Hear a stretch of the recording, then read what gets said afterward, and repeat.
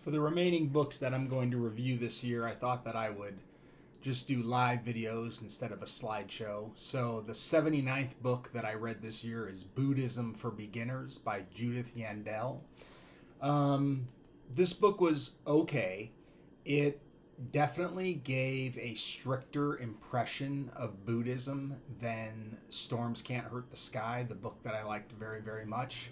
Storms Can't Hurt the Sky made Buddhism feel like it could be for anyone. This book really, well, first of all, the first 25 pages or so is a timeline of Buddhism, which didn't do anything for me.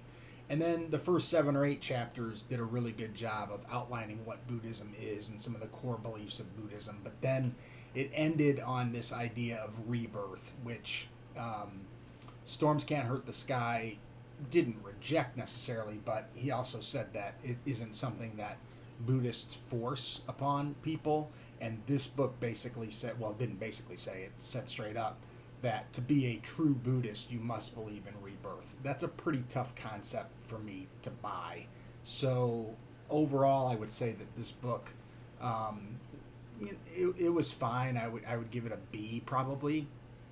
It's a quick read. It was about 3 hours long to read, but again, it didn't have the same welcoming feeling of Buddhism that Storms Can't Hurt the Sky had. And so while it doesn't turn me off from Buddhism, had this been the first book that I read about Buddhism, I don't think that I would have pursued any other books after this one. So I'm glad that I read it, but I'm also glad that I read it third in the series of books that I've read on Buddhism.